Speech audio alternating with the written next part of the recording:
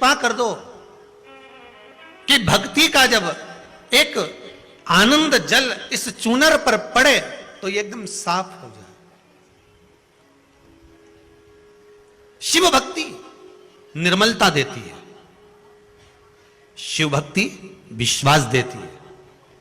कोई आपसे पूछे कि शंकर जी की कथा सुनने से क्या मिलता है, तो आप कह देना धन दौलत की तो नहीं मालूम, संपदा और वैभव की भी नहीं मालूम, पर शिव महापुराण सुनने से विश्वास और बल मिलता है कि आगे करना क्या है। शिव महापुराण सुनने से कोई बोले धन मिलता हो, दौलत मिलता हो। तुम लोग कुबेरेश्वर धाम गए थे, क्या सीहोर वाले महाराज ने 2-2 हजार रुपए दिए थे कि गाड़ियां तुम इतनी लेके आए हो, वो रोड से लेके यहां तक ढेर लगी है, तो गाड़ी में डीजल किसने डलवाया कि वो सीहोर वाला महाराज आया था डलवाने के लिए? कौन डलवा? तो के साहब हमें ये तो नहीं मालूम, पर विश्वास मिला है, बल मिला है। शिव महापुराण धन दी की नहीं दी, संपदा दी की नहीं दी, और आपकी मनोकामना पूर्ण हुई नहीं हुई वो आपके ऊपर है। हम कोई गारंटी तो नहीं ले, हम तो इतनी गारंटी जरूर ले सकते हैं जैसे सुखदेव जी महाराज ने राजा परीक्षित से कहा था। राजा परीक्षित बोल रहा था महाराज 7वें दिन मरने वाला हूं, कृपा कर दीजिए। भगवान बोले देख रहे दादा, मरेगा तो जरूर, मरना तो निश्चित है। बादाम खाएगा तो भी मरेगा, नहीं खाएगा तो भी मरेगा, गुलाब जामुन खाएगा तो भी मरेगा, नहीं खाएगा तो भी मरेगा, कहीं ऊपर पहाड़ पे जाएगा तो भी मरेगा, और जमीन पे रहेगा तो भी मरेगा। कई कई तो ऐसे हैं कि बाथरूम से नहा के आ रहे थे, फिसल गए तो निपट गए। इनका क्या है? तो गारंटी तो किसी की नहीं। सुखदेव जी महाराज ने भी राजा परीक्षित से कह दिया, देख रहे राजा परीक्षित, मरना तो निश्चित है, पर तू कह कि 7 दिन बाद सांप डसने आने वाला है और मैं सांप से बच जाऊं, तो इसकी गारंटी नहीं है। आपसे भी निवेदन हाथ जोड़ कर रहे हैं, आप सोचो कि हम कुबेरेश्वर धाम आएंगे तो हमारा यह काम होना चाहिए, इसकी गारंटी नहीं है। यहाँ कोई भभूति नहीं दी जाए, ना बेल दी जाए, ना कोई अंडा उखाड़ के दिया जाए कि महाराज सीहोर वाला छू करेगा और निकल के बाहर आ जाएगा। यहां तो एक चीज की गारंटी है कि आप शंकर का अनुमोदन करोगे, शिव महापुराण की कथा श्रवण करोगे, और अगर विश्वास लेकर आए हो तो यहां तो विश्वास दिया जाता है और विश्वास लिया जाता है। यहां शिव के प्रति विश्वास जागृत करा जाए। एग्जाम में बैठने से पहले ही तुम सोच लो फेल हो गया तो, अगर तुम्हारे मन में आ गया कि फेल हो गया तो मतलब ये पक्का है कि तू तो गया।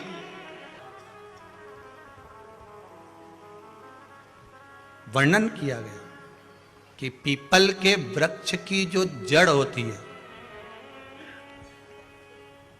बेलपत्री के वृक्ष की जो जड़ होती है,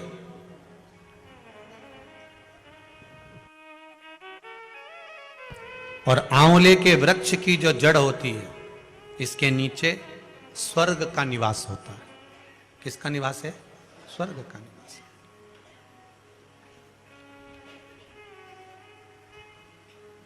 अथर्ववेद में भी कहा और छंदो ज्ञोपनिषद में भी वर्णन करा।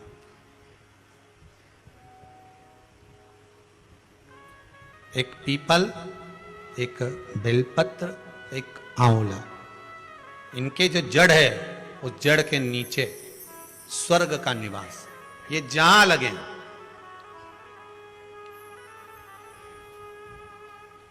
बस एक बात का ध्यान रखिए उसके लिए कि जहां पर यह वृक्ष होता है और उस वृक्ष के नीचे बैठकर हम जब किस जल का सींचन कर रहे हैं, जैसे अभी आपको कहा था कि जल में अगर लाल चंदन मिला हो और आप बेलपत्री के जड़ में सींचन कर रहे हैं तो लक्ष्मी की आवक बढ़ेगी। कहीं पैसा अपना अटक गया, नहीं आ रहा, आएगा।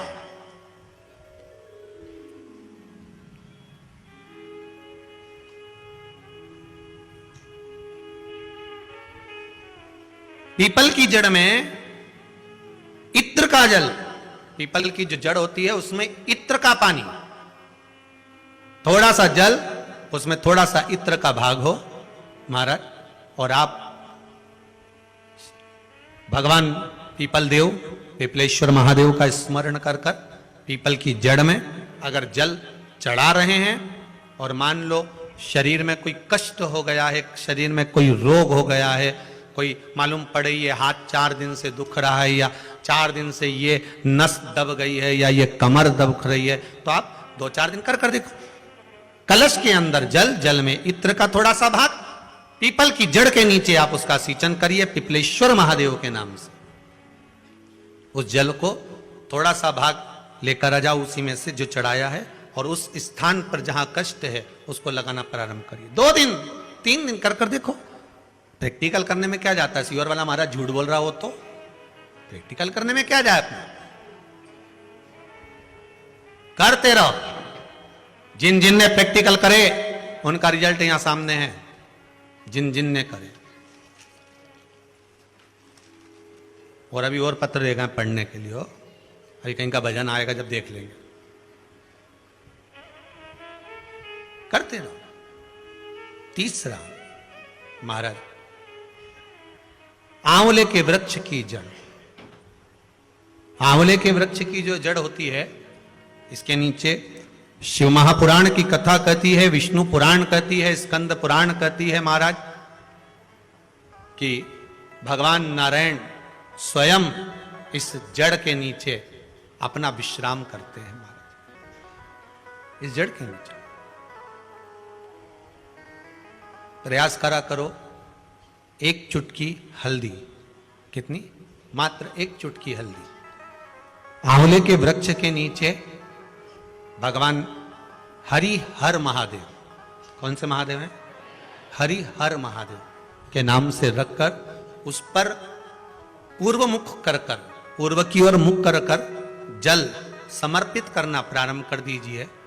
आप अगर प्रयास करेंगे, शुक्रवार की शुक्रवार करें, या नवमी की नवमी करें, अष्टमी की अष्टमी करें, प्रदोष की प्रदोष कर लें, सोमवार की सोमवार कर लें, तो आंवले की जड़ के नीचे अगर हमने हल्दी रखकर जल का भाग समर्पित करा है पूर्वाभिमुख होकर, तो अगर व्यापार नहीं चल रहा है, 1 हफ्ता हो गया, बैठे हुए हो, कोई ग्राहकी नहीं है, तो एक बार करो, दूसरी बार करने जाओगे तो आप अपने आप दौड़ कर जाओगे कि मेरा 1 हफ्ते से व्यापार अच्छा चल रहा है। आप दूसरी बार करोगे तो आपको ये ज्ञान उपदेश ये प्राप्त हो जाएगा, अपने आप रिजल्ट सामने आएगा कि हाँ, हमने आंवले के वृक्ष के नीचे हल्दी को समर्पित करा था, और उसको चढ़ाने के बाद हमने जो जल चढ़ाया है उसका फल हमको प्राप्त हुआ,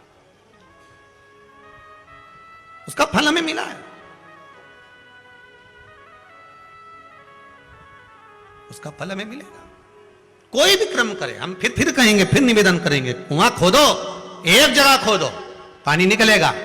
कभी यहां भटक गए, कभी वहां भटक गए, थोड़े दिन यहां आ गए, थोड़े दिन कहीं दूसरी जगह चले गए, फिर तीसरी जगह चले गए, चौथी जगह चले गए, भटक रहे हैं। अब बाबा से विनती करना, अब नहीं भटकूंगी चाहे कुछ भी हो जाए, बहुत भटक ली, सारी दुनिया में जाकर घूमी आई, सबसे निवेदन कर कर आ गई, अब मेरे बस की नहीं बची, अब तो तेरा दरबार है और तेरा भजन है, इसके सिवाय कुछ नहीं करूं। श्री शिवाय नमस्तुभ्यं, श्री शिवाय नमस्तुभ्यं, श्री शिवाय नमस्तुभ्यं, श्री शिवाय नमस्तुभ्यं, इसके सिवाय कुछ नहीं करो।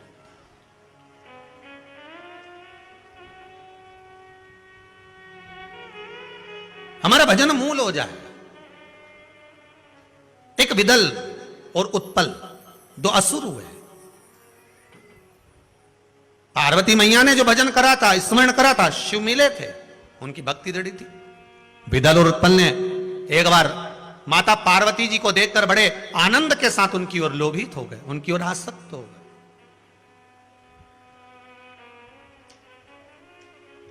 जो जो राक्षस, जो जो असुर भगवान की ओर लोभित हुआ, भगवान ने उसका कल्याण कर दिया। दुनिया के लोग संसार को देखकर लोभित होते हैं, ये कितनी सुंदर है, वो कितना सुंदर है, वो ऐसा है, वो वैसा है। हम काया देख रहे हैं, केवल शरीर देखा।